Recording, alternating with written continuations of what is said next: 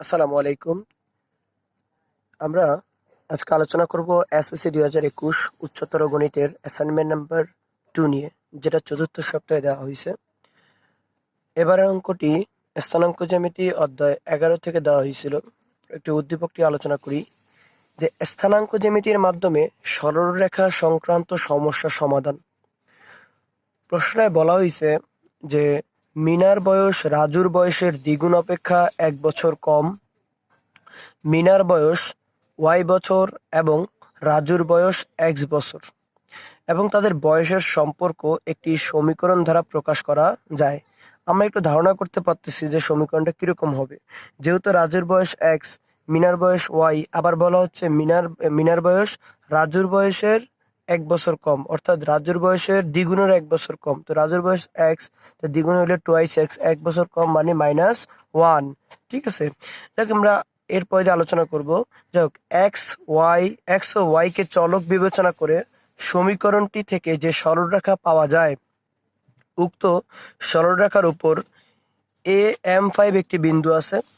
সরলরেখাটি x ও Y অক্ষদ্বয়কে যথাক্রমে P O Q বিন্দুতে ছেদ করে। এখানে কথা হচ্ছে সরলরেখাটি এক্স এবং ওয়াই অক্ষদ্বয়কে যথাক্রমে পি ও কিউ বিন্দুতে ছেদ করে, অর্থাৎ আমরা যে রেখাটি পাবো সেই রেখাটি এক্স অক্ষ এবং ওয়াই অক্ষকে পি বিন্দুতে এবং কিউ বিন্দুতে ছেদ করে। যাক, প্রথম প্রশ্নটি বলা হয়েছে যে এ বিন্দুর স্থানাঙ্ক নির্ণয় করো ও সরলরেখাটি অঙ্কন করে এ বিন্দুটি চিহ্নিত করো। এখন সমীকরণ নির্ণয় করে ওরা আমাদের কি করতে হবে একটু আলোচনা এখানে লিখে দিচ্ছে যে সমীকরণটা প্রথমে নির্ণয় করতে হবে, তারপরে AM5 বিন্দু দ্বারা সিদ্ধ করতে হবে এবং এম এর মান নির্ণয় করবে। সুবিধা মতো একক নিয়ে গ্রাফ পেপারে সরলরেখাটি আঁকবে এবং এই বিন্দুটি চিহ্নিত করবে। এটা আমাদের ক নম্বর প্রশ্ন, অর্থাৎ মূল কথা হচ্ছে ক নম্বর প্রশ্নটা আমাকে দেখাইতে হবে এই বিন্দুর স্থানাঙ্কটা বের করতে হবে এবং এই বিন্দুটাকে একটি গ্রাফ পেপারে সরলরেখা এঁকে দেখাইতে হবে। সরলরেখা বলতে যেটা আমরা পাবো, ওই যে মিনা রাজুর সম্পর্ক থেকে যে সরলরেখাটা পাবো, ওই সরলরেখা এবং এক্স অক্ষের মানের সাহায্যে ভিন্ন ভিন্ন মানের সাহায্যে করে বের করতে হবে। যাক, আমরা একটু করে দেখাই। তাহলে প্রথমে ক নম্বর প্রশ্ন হচ্ছে এই বিন্দুর স্থানাঙ্ক নির্ণয় ও সরল রেখাটি অঙ্কন করে এই বিন্দুটি চিহ্নিত করো। এখন আমাদের প্রশ্ন ছিল যে রাজুর বয়স এক্স বছর, মিনার বয়স ওয়াই বছর, এবং এটা বলা ছিল যে মিনার বয়স হচ্ছে রাজুর বয়সের দ্বিগুণ অপেক্ষা 1 বছর কম। তাহলে আমি বলতে পারতেছি ওয়াই ইকুয়াল রাজুর বয়সের দ্বিগুণ বিয়োগ 1, অর্থাৎ ওয়াই ইকুয়াল টুয়াইস এক্স -1। সেটাকে আমরা 1 নম্বর সমীকরণ হিসেবে দিতে পারি। হ্যাঁ, এখন এতটুকু আমার প্রশ্নের দেওয়া আছে। আবার এটাও বলছে যে এই বিন্দুর স্থানাঙ্ক হচ্ছে M5। এখন এই যে M5, এই জিনিসটাকে আমাকে যদি যে স্থানাঙ্ক বের করতে হয়, তাহলে আমি এই বিন্দুটার মানের সাপেক্ষে আমি কিন্তু যদি এই সমীকরণে বসাই, তাহলে আমি m এর মান বের করতে পারবো। যদি আমি y ইকুয়াল 5 বসাই, তাহলে আমি এখানে পাই যে 5 ইকুয়াল টুয়াইস -1। তারপরে m ইকুয়াল 3। তো কিভাবে, যে m ইকুয়াল 6/2 ইকুয়াল 3 পাচ্ছি। এখন এই বিন্দুর স্থানাঙ্ক আমরা পেয়ে যাচ্ছি, m এর মান যেহেতু 3 পেয়ে গেলাম, তাহলে এই বিন্দুর স্থানাঙ্ক হচ্ছে 3, 5। এখন 1 নং সমীকরণে অর্থাৎ ওয়াই ইকুয়াল টুয়াইস এক্স -1 সমীকরণটাতে আমি এক্স এর ভিন্ন ভিন্ন মানের জন্য ওয়াই এর মান বের করি। এখানে কিন্তু যেহেতু আমাকে গ্রাফ পেপারে বা লেখচিত্রে আমাকে মানটা দেখাইতে হবে যে ওই 3, 5, অর্থাৎ এই বিন্দুটার মান যেহেতু আমি পেয়েছি 3, 5, এটাকে আমার লেখচিত্রে দেখাইতে হবে বা গ্রাফ পেপারে দেখাইতে হবে। এখন যেহেতু গ্রাফ পেপারে দেখাইতে হবে, তাহলে আমাকে একটা গ্রাফ পেপারে মান বা সরলরেখা পাওয়ার জন্য একটা কি করতে হবে, ভিন্ন ভিন্ন মান নিতে হবে। তো আমি এক্স এর ভিন্ন ভিন্ন মানের জন্য ওয়াই এর মান বের করি। যে এখানে এক্স ও ওয়াই ইকুয়াল টুয়াইস এক্স -1। হ্যাঁ, এখন এক্স এর ভিন্ন ভিন্ন মানের জন্য ওয়াই এর মান বের করতে হবে। আমি এখানে -2, -1, 0, 1, 2 নিছি। এখন যে কেউ চাইলে যে কোনো মান নিতে পারবে, তাতে কোনো সমস্যা নাই। যেমন আমি প্রথমে যদি -2 নিয়েছি, যেহেতু -2 নিলে এই যে ওয়াই ইকুয়াল টুয়াইস এক্স -1 সমীকরণটাতে আমি যদি -2 বসাই, -2 বসালে আমি পাচ্ছি কত, -4, -1 ইকুয়াল -5 পাচ্ছি। যে -1 বসালে আমার আসে -3, 0 বসাইলে আসে -1, 1 বসাইলে আসে 1, 2 বসাইলে আসে 3। কারণ আমি এখানে কিছু বিন্দু পাইছি, মানে -2, 5, -1, 3, 0, -1, 1, 1 এবং 2, 3। এই বিন্দুগুলো আমি যদি কোনো গ্রাফ পেপারে বসাই তাহলে কিন্তু আমি একটা রেখা পাবো, মানে বিন্দুগুলা বসানোর পরে দিয়ে আমি যদি একটা মানে যোগ করে দাগ টানি তাহলে একটা রেখা পাবো, কিছু মানে রেখা পাবো। আমি এমনিতে খাতায় এঁকে দেখাইছি যে রেখাটা কিরকম হবে, যে রেখাটা কিছু এরকম রেখা পাবো। এবং এই রেখা থেকে আমি কি করব, আমার কাছে যে A35 বিন্দুটা আছে সেই বিন্দুটা মনে করেন যে এইভাবে আমি ধরলাম যে এটা 35 বিন্দু, A35 বিন্দুটা জাস্ট এভাবে দেখাইতে হবে, এভাবে চিহ্নিত করতে হবে যে কি এটা হচ্ছে গিয়ে আমার 35 বিন্দু। এবার খ নম্বরে বলা হয়েছে যে RH-2 বিন্দুটি পি ও কিউ বিন্দু থেকে সমুদ্রবর্তী হলে এইচ এর মান নির্ণয় করো।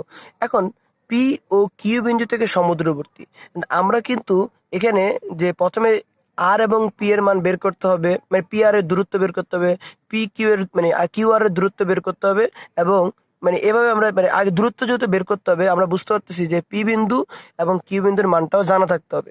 এখন পি বিন্দু এবং কিউ বিন্দুর মানটা কিভাবে বের করব, আমরা উদ্দীপকে দেখছিলাম যে পি রেখাটি মানে সরলরেখাটি অর্থাৎ y=2x-1 সরলরেখাটি আমার পি এক্স অক্ষকে পি বিন্দুতে ছেদ করে। এখন যেহেতু কোনো মানে এক্স অক্ষকে, যেহেতু বিন্দুটা আমার এক্স অক্ষকে ছেদ করে, আমরা যদি কোনো বিন্দু যদি এক্স অক্ষকে ছেদ, কোনো রেখা যদি কোনো এক্স অক্ষকে ছেদ করে, মানে যে বিন্দুতে ছেদ করবে সেই বিন্দুতে ওয়াই এর মান আসবে 0। সুতরাং আমি ওয়াই এর মান 0 যদি ওই রেখাটিতে বসাই তাহলে কিন্তু আমি এখানে এক্স এর মান পাচ্ছি হাফ, যেটা হচ্ছে আমার পি বিন্দুর স্থানাঙ্ক হাফ 0। ঠিক একইভাবে সরল রেখাটি যেহেতু ওয়াই অক্ষকে কিউ বিন্দুতে ছেদ করে, এখন ওয়াই অক্ষকে কিউ বিন্দুতে ছেদ করলে কিউ বিন্দুর জন্য আমি x=0 ধরতে পারবো। তো x=0 ধরলে আমি এই সমীকরণটা অর্থাৎ y=2x-1 সমীকরণটাতে আমি যদি x=0 বসাই তাহলে আমি পাচ্ছি y=-1। সুতরাং আমি এখানে কিউ বিন্দুর স্থানাঙ্ক পেয়ে যাচ্ছি 0-1, অর্থাৎ আমি এখানে পি বিন্দুর স্থানাঙ্ক পাইলাম, যে পি বিন্দুর জন্য পাইলাম এই হাফ 0 এবং কিউ বিন্দুর জন্য পাইলাম 0-1। এখন এই দুইটা বিন্দু যখন জেনে গেছি, এবং আমি আর আর আর এর মান আর বিন্দুটা হচ্ছে h-2। যেহেতু আমাকে বলা হয়েছে যে আর বিন্দুটি পি ও কিউ বিন্দু থেকে সমুদ্রবর্তী, তাহলে আমি এটা বলতে পারতেছি যে P R equal Q R, তাই না? সুতরাং আমি এখানে ঠিক কিছুটা এরকম করে লিখতে পারি কিনা দেখা যাক, যে P R equal Q R. আমরা জানি যে দুটি বিন্দুর মধ্যবর্তী দূরত্বকে আমি চাইলে x1-x2 whole square plus y√x1-x2 whole square plus y1-y2 whole square লিখতে পারি। হ্যাঁ, সেই হিসেবে আমি পি আর এর দূরত্ব পাচ্ছি, যেহেতু পি বিন্দু এটা হাফ 0, সুতরাং আমি হাফ মাইনাস আর এর H, half minus H whole square, হ্যাঁ, প্লাস আবার 0-2, হ্যাঁ, যেটাকে 0--2 হোল স্কয়ার মানে y1-y2 হোল স্কয়ার।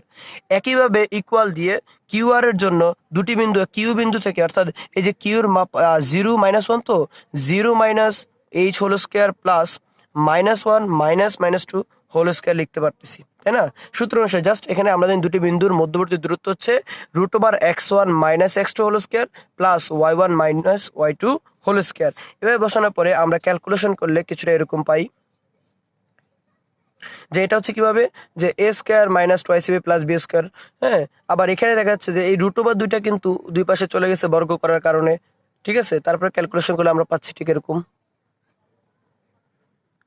এখন এখানে আমরা এইচ এর মান পাইছি 13/4, অর্থাৎ খ নম্বরে আমাকে জানতে চাইছিল এইচ এর মান কত, সুতরাং এইচ এর মান আমরা পাওয়া গেল 13/4 আনসার।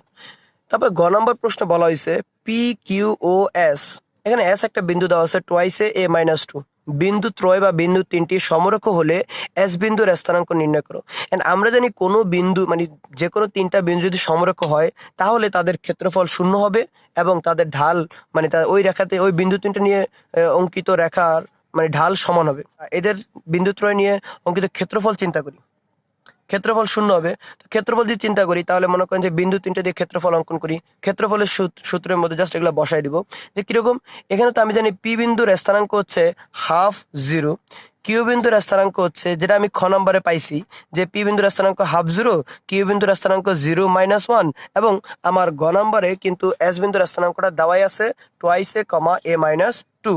সুতরাং আমি যে ক্ষেত্রফল অনুসারে পাইলাম, এখান থেকে আমরা জানি যে হাফ সূত্র ত্রিভুজের সূত্র অনুসারে যখন বসাইলাম এটা কিন্তু এখানে 0 হয়ে যায়। তার পরবর্তী দিকে দেখা যাচ্ছে যে আমি যখন এটা গুণ করি তখন -1/2 এটা গুণ করলে 0 আসে, এটা এটা গুণ করলে অর্থাৎ যে half into minus one minus minus half, তারপরে জিরো ইন্টু এ মাইনাস টু জিরো, তারপরে টোয়াইস এ ইন্টু জিরো ইকুয়াল জিরো আসতেছে। হ্যাঁ, তারপরে দেখা যাচ্ছে যে মাইনাস জিরো, মাইনাসে মাইনাসে প্লাস টোয়াইসে আসে, আবার এখানে এটা করলে minus A minus two divide by two আসে। অ্যান্ড এখান থেকে আমি দেখতে পাচ্ছি যে ক্যালকুলেশন করলে আমি পাচ্ছি টোয়াইস, এই যে টোয়াইসে মাইনাস হাফটাকে এভাবে লিখে এটাকে ওই পাশে নিয়ে গেলাম, ক্যালকুলেশন করলাম আর কি। আর এখানে ক্যালকুলেশন করলে আমরা কিছুটা এরকম পাই যে a equal minus one by three. এখন যখন a equal minus one by three পেয়ে গেলাম, তো আমাদের গ নম্বর প্রশ্নে চাওয়া হয়েছিল যে এস বিন্দুর স্থানাঙ্ক কত। যেহেতু আমার এস বিন্দুর স্থানাঙ্ক জানতে চাইছে এবং এস বিন্দুর মধ্যে দেখা গেছে যে আমার টোয়াইসে কমা এ মাইনাস টু, মানে টোয়াইসে এবং এ মাইনাস টু। এখন এটা আমার অজানা বা এ চলকটা আমার অজানা, এটা যদি আমি জানতে পারি বা এর মানটা যদি আমি জানতে পারি তাহলে এস বিন্দুর স্থানাঙ্ক জানতে পারতেছি। যেহেতু আমি এখান থেকে ক্যালকুলেশন করে আমি এ বিন্দুর মান পাইছি মাইনাস ওয়ান বাই থ্রি, সুতরাং আমি কিন্তু এস বিন্দুর স্থানাঙ্ক এভাবে বের করতে পারতেছি। যদি কারো বুঝতে অসুবিধা হয়, যেমন প্রথম এক্স এর ভ্যালু ছিল টোয়াইসে, সেটাকে two into minus one by three দিলে আমি পাচ্ছি কত, মাইনাস টু বাই থ্রি। এবং এখানে যেটা আছে যে এ মাইনাস টু হইলে আমরা যখন minus one by three minus two দিলে আমি পাচ্ছি মাইনাস সেভেন বাই থ্রি। সুতরাং আমি এস বিন্দুর স্থানাঙ্কটা লিখতে পারতেছি মাইনাস টু বাই থ্রি এবং মাইনাস সেভেন বাই থ্রি। এটা হচ্ছে গ নম্বরের উত্তর। ঘ নম্বরে আমাদের থেকে জানতে চাওয়া হয়েছে minus one by four comma two বিন্দুগামী এপি রেখার সমান্তরাল সরলরেখার সমীকরণ নির্ণয় করতে বলা হচ্ছে। এখন এপি রেখার সমান্তরাল সরলরেখার সমীকরণ বের করার জন্য আমাদের কি করতে হবে? এখন আমরা তো জানি যে এ বিন্দুর স্থানাঙ্ক হচ্ছে 3, 5, পি বিন্দুর স্থানাঙ্ক হচ্ছে হাফ জিরো। মানে আমরা যদি এপি দুইটা ঢাল, মানে এই দুইটা বিন্দুর সাপেক্ষে আমি কিন্তু ঢাল বের করতে ফেলতে পারতেছি যে আমি equal one minus Y two divide by x one minus x two, এটা ঢাল নির্ণয় করার সমীকরণ। আমরা এখানে y two minus Y one বা x two minus x one বের করলে মান একই আসবে, ঘুরে ফিরে মান একই আসবে। যে Y one minus Y two দিলে ফাইভ মাইনাস জিরো, মানে এটাকে এক্স ওয়ান ওয়াই ওয়ান, এটাকে এক্স টু, এটাকে ওয়াই টু ধরলাম। তো এখন five minus zero divided by three minus half. তো এখানে ক্যালকুলেশন করে দেখা যায় যে five minus zero equal five আসতেছে, আর এখানে তিন দুগুণে ছয়, মানে দুই দিয়ে তিন দুগুণে ছয় মাইনাস ওয়ান ইকুয়াল টু কত, ফাইভ বাই টু। এখন উল্টায় দিলে এইট ফাইভ টুটাও কিন্তু উপরে চলে যায়, তাহলে সুতরাং আমি এখানে পাচ্ছি এম ইকুয়াল টু। এখন আমার প্রশ্নটা কেমন হয়ে গেছে যে এত বিন্দুগামী, মানে ওয়ান বাই ফোর টু বিন্দুগামী এবং এম ইকুয়াল টু ঢাল বিশিষ্ট সরলরেখার সমীকরণ। আমরা কিন্তু এক বিন্দুগামী সরলরেখার সমীকরণ কিছুটা জানি এরকম যে Y minus Y one equal M into X minus x one. তো দেখা যাচ্ছে কিছুটা এরকম লেখা যায় যে Y minus Y one equal M into X minus x one. সুতরাং আমি যেহেতু এখানে এই বিন্দু অর্থাৎ one by four comma two জানি, সুতরাং আমি লিখতে পারতেছি যে ওয়াই মাইনাস টু ইকুয়াল ঢালে এম এর মান two, X minus one by four বসাই দিলাম। বসানোর পরে আমরা ক্যালকুলেশন করে এই মানটা পাচ্ছি যে কিরকম, যে ওয়াই মাইনাস টু এখানে দেখা যাচ্ছে যে এটা ফোর এক্স মাইনাস ওয়ান। হ্যাঁ, তারপরে যে এই যে এই টু এখান থেকে কাটাকাটি করে নিচে টু থাকে, এই টুটা এখানে চলে গেলে টোয়াইস ওয়াই মাইনাস ফোর, দুই দুগুণে চার। কারণ এখানে আছে টোয়াইস ওয়াই মাইনাস ফোর, এখানে আছে ফোর এক্স মাইনাস ওয়ান। তো আলটিমেটলি আমি লিখতে পারতেছি এই যে মাইনাস ফোরটাকে যখন এখানে নিয়ে যাব, তো minus one plus three equal minus one plus four equal plus three আসে। সুতরাং twice y equal four x plus three আসে। সুতরাং আমি বলতে পারতেছি যে ওয়ান বাই ফোর টু বিন্দুগামী এপি রেখার সমান্তরাল সরলরেখার সমীকরণটি হবে twice y equal four x plus three. আসসালামু আলাইকুম।